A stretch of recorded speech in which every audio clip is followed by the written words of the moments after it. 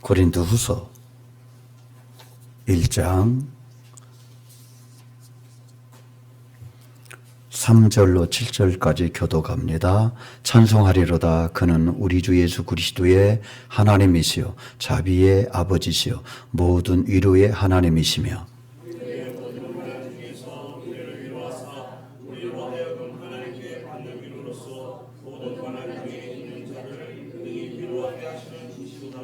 그리스도의 고난이 우리에게 넘친 것 같이 우리가 받는 위로도 그리스도로 말미암아 넘치는도다.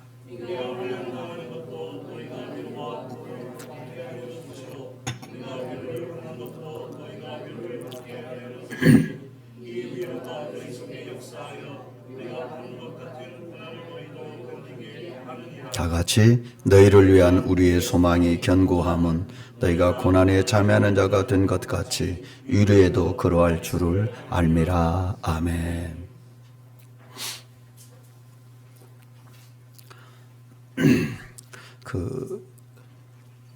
김남도시라고 하는 유명한 소설가가 있는데 이분이 쓴 책 제목이 이렇습니다.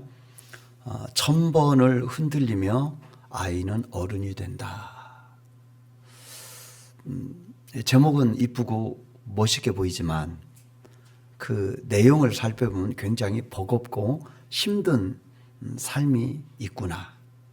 1000번을 흔들린다고 하는 것, 그거는 아픔이고 방황이고 고통이고 때로는 반항하기도 하고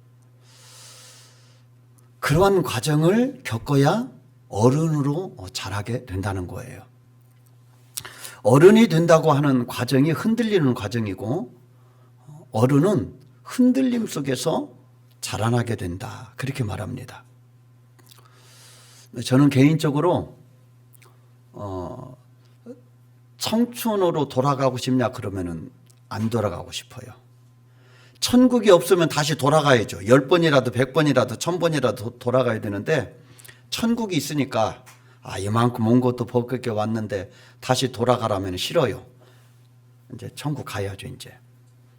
그러니까 인생이 고단해요. 또 이분이 쓴 책 중에 제목이 하나 있는데 아프니까 청춘이다. 아프니까 청춘이다. 제목이 아프잖아요. 제목만 들어도 이 가슴이 울컥하는 그런 마음이 있어요. 그 자기와의 싸움이, 세상과의 싸움이 얼마나 치열한가. 자기를 절제해야 되고 눈물 나는 그런 노력이 있어야 되고 노력과 좌절 그리고 상처 이런 것들이 어우러져 있는 곳이 바로 청년 때예요. 정말 청년이 이제 어른이 되어가는 과정에서 세상의 자리를 잡고 자기 위치를 확보하고 산다고 하는 것이 얼마나 버거운지 모릅니다. 그래서 아플 수밖에 없어요. 아프니까 청춘이다. 그 인생이에요.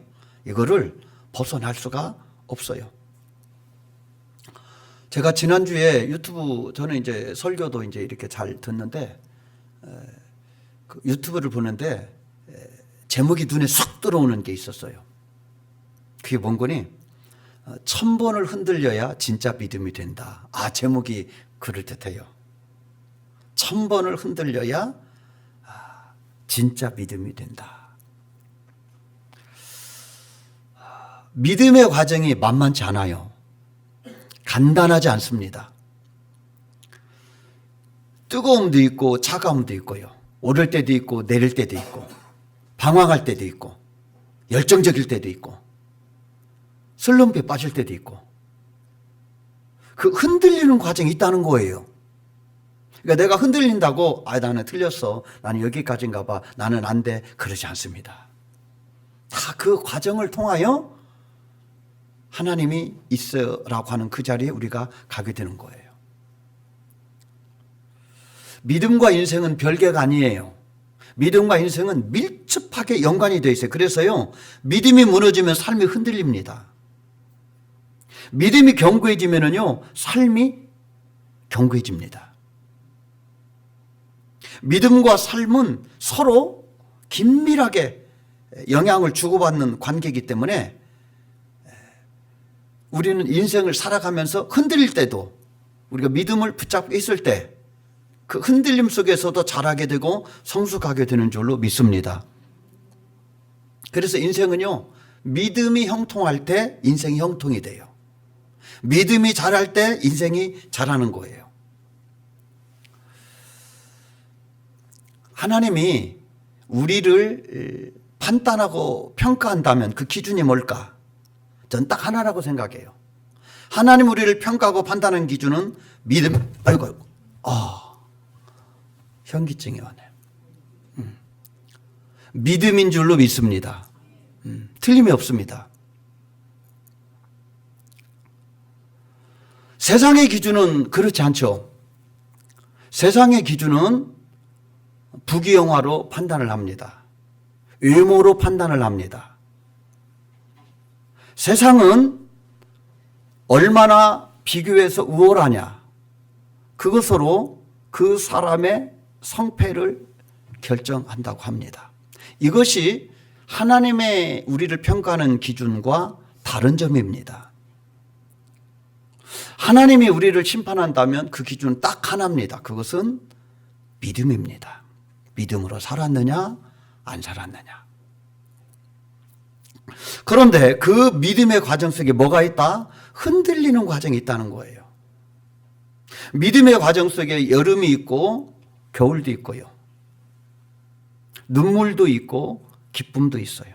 넓은 길도 있고 좁은 길도 있어요. 육지도 있고 바다도 있어요. 맑은 날도 있고 흐릴 날도 있고요. 비도 오고 눈도 와요. 이러한 모든 과정들이 우리의 그 삶의 여정이고 믿음의 여정이라고 하는 것입니다. 믿음은요, 나무와 같습니다. 나무는 자라야죠. 근데 그 자라는 과정에 병충해의 공격도 받습니다. 좋은 그 양분도 받아야 되고요. 그리고 한 여름에 뙤약볕도 견뎌내야 되고 한 겨울에 엄동설한도 이겨내야 됩니다. 그리고 지금은 나뭇잎이 다 떨어져서 벌거벗은 나무의 모습도 보입니다. 죽은 것 같죠. 그러니까 우여곡절이 있다는 거예요. 자연도 우여곡절도 있듯이 우리 인생도 우여곡절이 있고 우리의 믿음도 우여곡절이 있다는 거예요. 별별 일을 다 만나게 되고 그 과정 속에서 조금씩 자라난다는 거예요. 우여곡절이 없는 인생이 없고 흔들림이 없는 그런 믿음도 없다는 것입니다. 자, 히브리서 11장을 보면은요, 믿음장이라고 그럽니다. 히브리서 11장을 믿음장. 그 믿음의 영웅들의 이야기가 쫙 나와요. 그 중에 하나, 아브라함은요, 하나님의 부름을 받을 때 갈 바를 알지 못하고 갔다. 요거 나무 얘기라고 이렇게 쉽게 생각하면 안 돼요. 갈 바를 알지 못하고 간다. 이거 엄청 어려운 일입니다. 모험이죠. 도박인 것이죠. 이삭을 바쳤다. 그거 아무나 할 수 없는 일이 아니잖아요. 말이 안 되는 일임에도 불구하고 말이 안 되는 일을 했어요. 우리 인생에 말이 안 되는 일들이 일어나죠. 그 일을 아브라함은 잘 믿음으로 통과한 사람이죠. 모세도 나옵니다. 모세는요, 바로의 공주의 아들됨을 거절하고 하나님의 백성과 함께 고난받기를 즐거워했다. 어떻게 바로의 공주의 그 혜택과 하나님의 아들됨의 고난과 비교할 수 있겠어요? 그런데 그는 바로의 공주의 아들을 내려놓고 하나님의 자녀로 살기로 작정했다는 거예요. 그래서 그리스도를 위하여 받는 수모, 그 수모를 애굽의 모든 부하보다 더 큰 재물로 여겼다는 거예요. 왜? 이는 상 주심을 바라봄이라. 하나님을 믿었기 때문에, 장차 내가 하나님 앞에 설 것을 알기 때문에, 하나님이 나를 심판할 것을 알기 때문에 그때 하나님이 나에게 주실 상을 기대하고 항상 하나님 편을 택했다는 것입니다. 어떤 이들은 이렇게 기록되어 있어요. 더 좋은 부활을 얻고자 심한 고문을 받고. 조롱, 채찍질, 시험, 칼로 죽임을 당했고 유리, 궁핍, 환난, 학대를 받았다. 왜요? 이런 사람들은 세상이 감당치 못하느니라. 그러니까 부활을 얻기 위하여 나의 생을 걸은 거예요.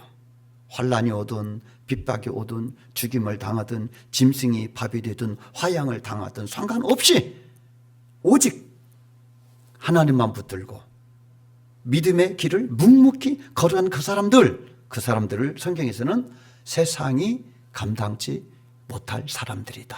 그렇게 말합니다.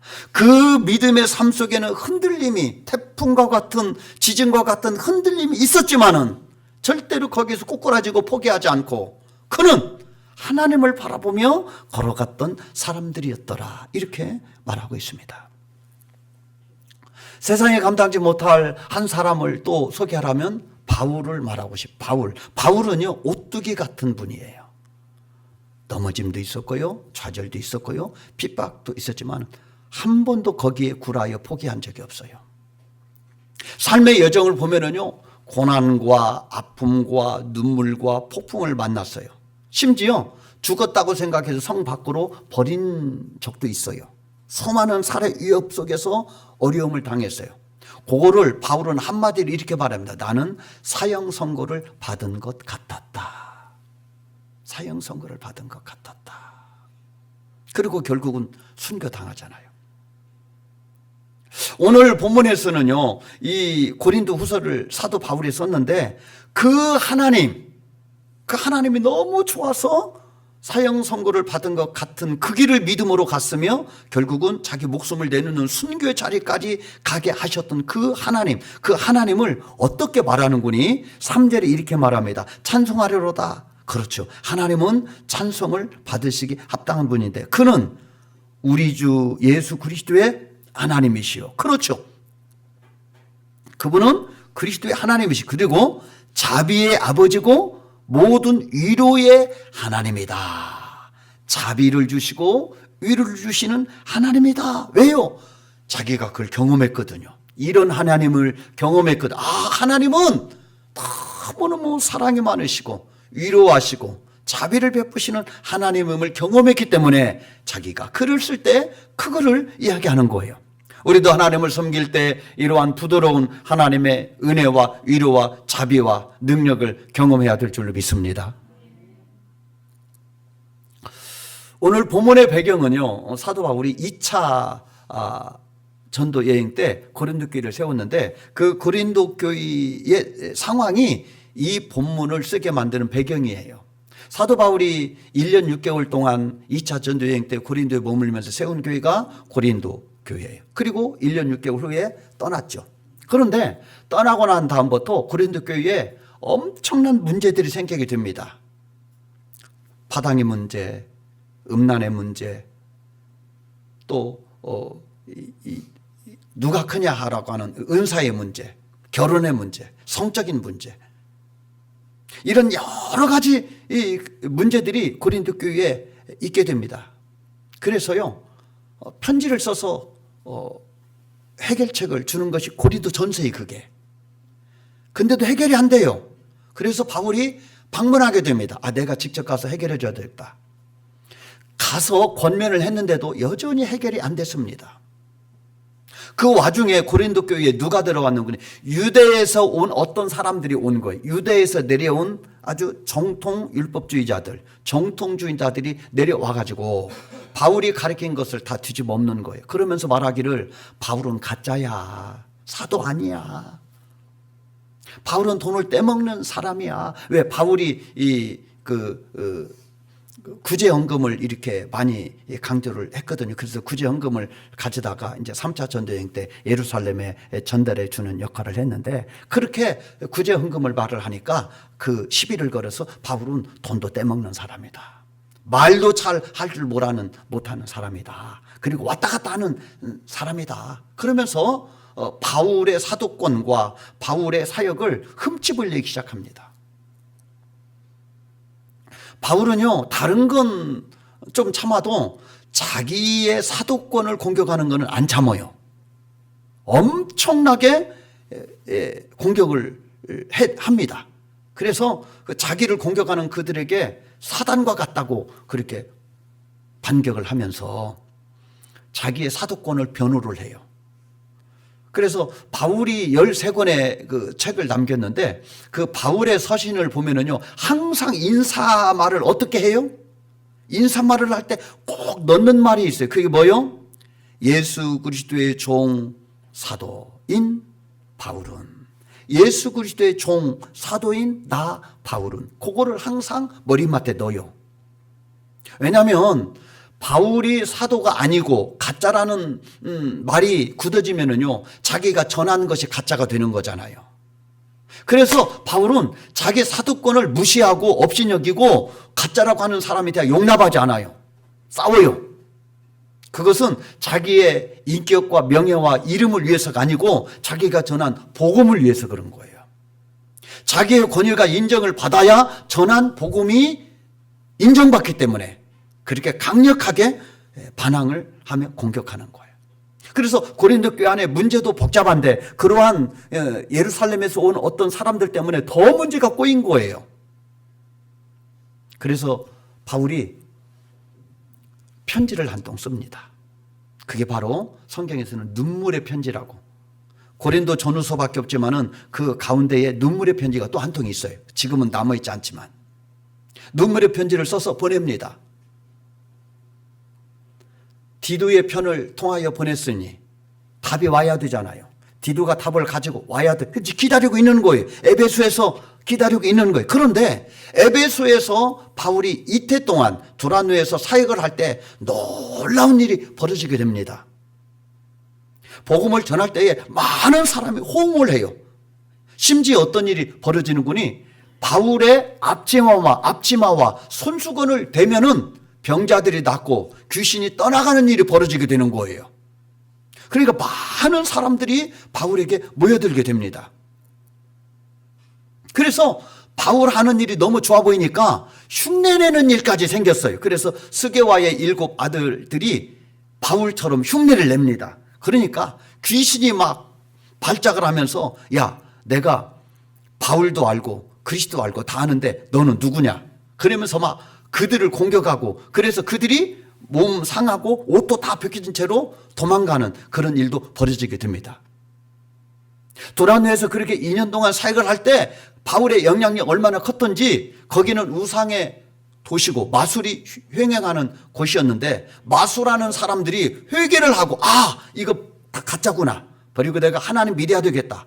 그리고 돌아와서 그들이 썼던 그런 마술책, 관상 보는 책, 요런 사람들을 점치고 상담해 줬던 모든 책들을, 마술책을 갖다가 불태웠는데 은 5만이나 되더라. 은 5만. 또 은 5만이 얼마나 될까? 그 제가 찾아보니까 값을 먹이는 게 다 다른데 최저가 40억이고 최대가 80억이더라고요. 엄청나죠? 하루의 임금을 얼마로 정해내에 따라서 그 은 5만 값이 정해지는데 최저가 40, 최대가 80억. 그러니까 얼마나 많은 사람들이 마술책을 갖다가 불사르고 하나님께로 돌아왔는가 알 수 있는 대목이잖아요. 그러니까 누가 발작하는 거니? 우상을 만들어서 파는 사람들이 발작하는 거예요. 아데미 여신이 그 에베소의 그 우상이었는데 그 아데미 여신 상을 제주도 돌 하라방처럼 만들어 가지고 파는 이러한 우상쟁이들, 네 파리만 날리는 거예요. 이제 데메드리오라고 하는 그 은장색이 그래서 우상 만드는 사람들을 막 선동을 합니다. 네, 자기들이 사업이 무너지게 되고 팔이 날리니까 저 바울 저 사람 때문에 이렇게 됐구나. 그래서 업종에 갔던 사람들 그리고 우상을 섬기는 사람들을 동원해 가지고 막 선동을 해서 폭동을 일으키며 바울과 같이 다니는 사람들을 죽이려고 합니다. 그래서 바울은 할 수 없이 그곳을 떠나게 됩니다. 그런데 사도 바울이 지금 누구를 기다리고 있는 거예요? 디도를 기다리고 있는 거잖아요.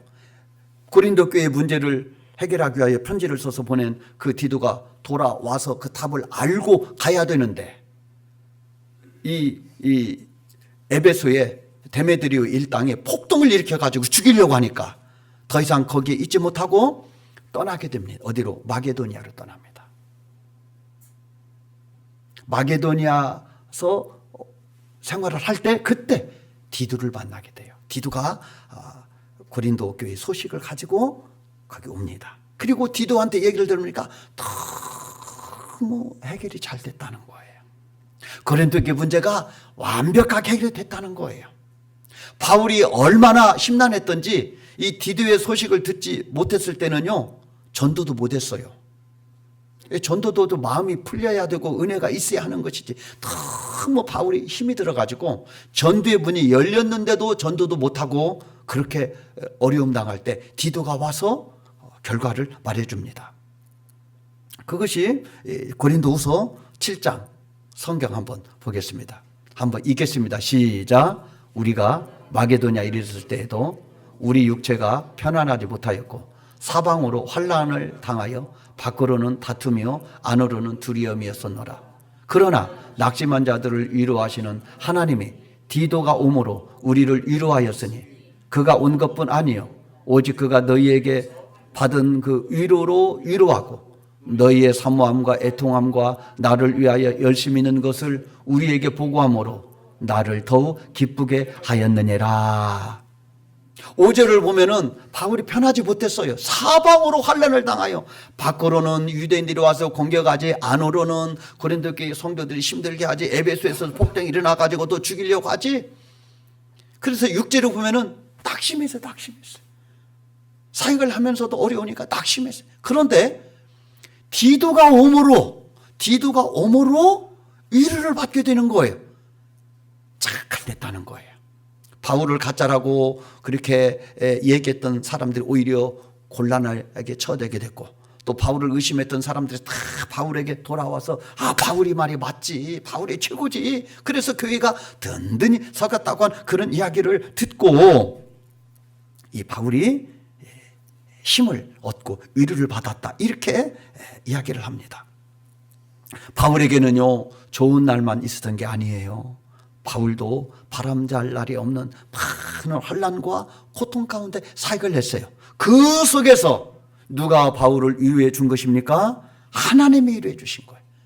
그래서 6절에 보니까 그러나 낙심한 자들을 위로하시는 하나님이, 낙심한 자들을 위로하는 하나님이, 그래서요 하나님이 바울을 찾아오시고 위로해 주셔서 오뚜기처럼 다시 일어나 믿음의 길을 걸어가게 된 줄로 믿습니다. 바울이 이 3차 전도 여행을 마치고 가야 될 최종적인 목적지가 로마였잖아요. 그런데 로마로 갈 때 죄수의 신분으로 배를 타고 갑니다. 그러다가 풍랑을 만나게 됩니다. 근데 그 풍랑이 얼마나 거셌던지 배 안에 있는 화물도 다 버렸어요. 지금 목숨이 중하지 이 무역하는 사람들이 짐이 중요한 게 아니니까. 근데 14일 동안 하늘이 캄캄해서 안 보일 정도로 그렇게 어디로 가는지 동서남북 이렇게 방황하며 그렇게 생명을 담보하지 못할 그때에 하나님이 바울을 찾아오십니다. 그래서 바울을 위로하고 격려하고 소망을 줘요. 자, 사도행전 27장 한번 읽어보겠습니다. 자, 사도행전 27장 읽겠습니다. 시작. 내가 너희를 권하노니 이제는 안심하라. 너희 중 아무도 생명에는 아무런 손상이 없겠고 오직 배뿐이리라. 내가 속한 바 곧 내가 섬기는 하나님의 사자가 어젯밤에 내 곁에 서서 말하되 바울아 두려워하지 말라. 내가 가이사 앞에 서야 하겠고 또 하나님께서 너와 함께 항해하는 자를 다 내게 주셨다 하였으니 그러므로 여러분이여 안심하라. 나는 내게 말씀하신 그대로 되리라고 하나님을 믿노라.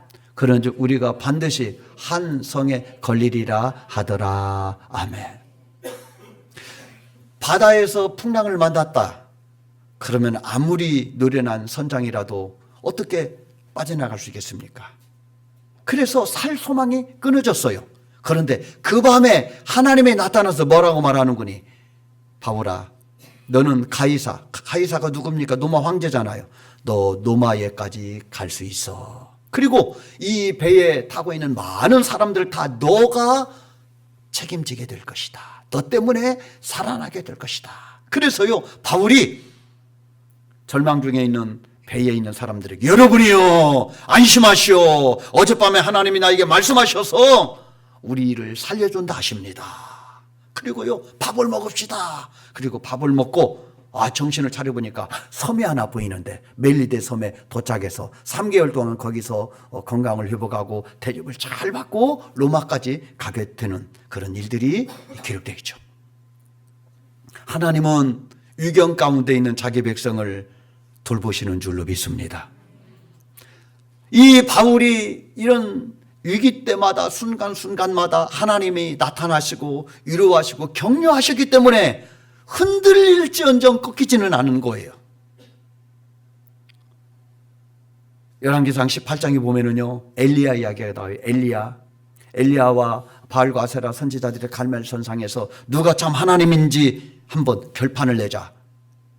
그래서 이 바알과 아세라 선지자들이 막 하루 종일 기도하고 또 몸을 상해하며 막 기도해도 끔찍하지 않았잖아요. 그렇죠. 비를 내릴 리가 없죠. 그래서 이 엘리야 차례가 되어서 기도할 때, 기도하자마자 하늘이 불을 내려 모든 재물을 살라 누가 하나님인지를 증명하게 된 줄로 믿습니다. 그래서요, 이 거짓 선지자들 다 죽임을 당해요. 제가 거기 가봤잖아요, 몇 년 전에. 거기 갈멜산 꼭대기에 이렇게 서서, 거기가 좀 넓어요. 이렇게 섰는데 가이드가 그러더라고요. 저기가 비손강인가? 그러더라고요. 가까워요. 저기서 이 바알 선지자 다 죽인 거예요. 이 바알 선지자들을 누가 애지중지하느냐? 누굽니까? 아합의 부인 이세벨이 애지중지하거든요. 그런데 엘리야가 다 죽였다고 그러니까 말을 합니다. 내일 이맘때도 너도 똑같이 내가 죽인다. 그래가지고요, 이 엘리야가 쫄아가지고 도망갑니다. 하늘에서 그렇게 불을 내리는 용장이었는데 이 엘리야 부인이 아합의 부인이 죽인다고 그러니까 이세벨이 무서워가지고 도망을 가요. 광야로 도망가서 이 떨기 노뎀나무 아래서 하나님, 나 더 이상 못하겠습니다. 차라리 죽여주세요. 나 더 이상 못하겠습니다. 힘들어서 못하겠습니다. 3년 6개월도 유리방황하며 정말 고통당하며 힘들었는데 여기서 좀 승리해서 좀 이제 살겠냐 했더니 다 죽인다고 합니다. 하나님이 차례다 좀 거두가 주세요. 그때 하나님의 천사가 나타납니다. 그래서 이 지친 이 엘리야에게 떡을 주고요, 물을 줍니다. 엘리야야, 내가 너에게 할 일이 있다. 그래서요, 호렙산으로 가라고 명하시고 거기서 사명을 줘서 다시 해요. 엘리야가 이런 하나님의 위로와 격려가 없었더라면 어떻게 그 어려움을 극복하고 끝까지 유중의 미를 거두다가 하나님의 요단 동편 베레아 지역에서 승천할 수 있는 그런 영광을 맛볼 수 있었겠느냐, 이 말입니다. 우리는 하나님을 뭐라고 부르느냐? 아버지라 부릅니다. 하나님 아버지. 아버지는 자식들의 삶을 책임져 주는 아버지인 줄로 믿습니다. 육신의 아버지는 힘이 없어서 능력이 없어서 그렇게 못하지만 만왕의 왕이신 창조주 하나님은 우리 인생의 모든 것을 아시고 해결하실 수 있는 전능하신 능력의 아버지가 되시는 줄로 믿습니다. 그 아버지는요, 아들을 내어주시면서까지 내가 이렇게 너희를 사랑하신다 말씀하시고 우리의 삶을 새롭게 빚으시고 인도해 주시는, 영광스러운 삶으로 인도해 주시는 아버지 하나님이신 줄로 믿습니다. 그 28세에 이혼을 해서 혼자 아이를 키우는 한 여인이 있습니다. 이 여인은 너무 가난해서 그 정부에서 주는 그 보조금으로 근근히 살아가고 있는 형편인데 이 여인의 그 꿈이 있어요. 뭔 거니? 내가 소설가가 돼야 되겠다. 그래서 아이를 유모차에 태우고 도서관에 날마다 갑니다. 그런데 얼마나 가난했던지 소설을 썼는데 그것을 복사할 수 있는 돈도 없는 거예요. 그렇게 형편이 어렵고 가난했어요. 그런데 이가 성공을 해서 엄청난 부를 얻었는데 여러분 영화를 보셨는지 모르겠어요. 그 해리포터 시리즈라고 영국에서 발매된 소설인데 전 세계적으로 인기를 얻어서 이 사람이 그 영국 여왕보다도 더 큰 돈을 번 부자가 됐어요. 조앤 롤링이라고 하는 소설가인데 이 소설가의 인생의 역정은 굉장히 어려웠지만 결국 그러한 세상의 부를 누리는 사람이 됐는데 이분이 하버드 졸업식에 가서 이렇게 축사를 했어요. 실패는 삶에서 불필요한 것을 제거해 준다. 나는 내게 가장 중요한 작업을 마치는 데에 온 힘을 쏟아 부었다.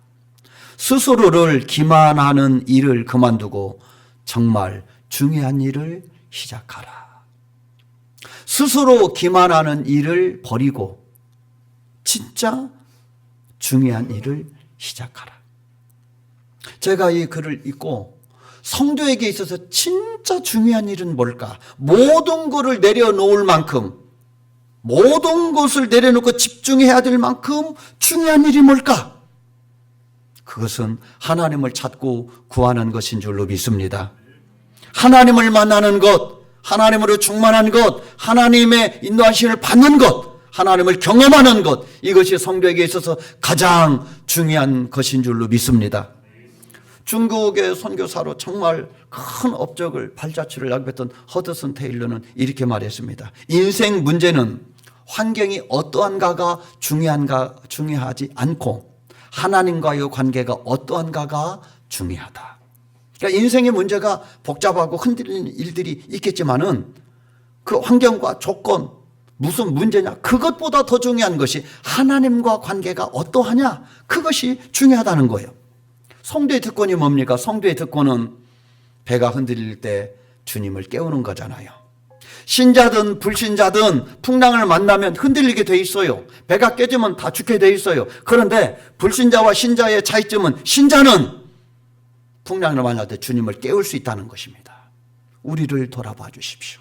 우리가 죽게 된 것을 돌보지 않으십니까? 주님을 깨울 때 주님이 일어나서 풍랑을 잠잠게 해주실 줄로 믿습니다. 그리고 가야 될 목적지까지 우리를 인도해 주실 줄로 믿습니다. 그 하나님이 우리 인생의 선장이 되시고 우리가 곤고하고 힘들 때 우리를 찾아오셔서 위로하시고 격려해 주실 줄로 믿습니다.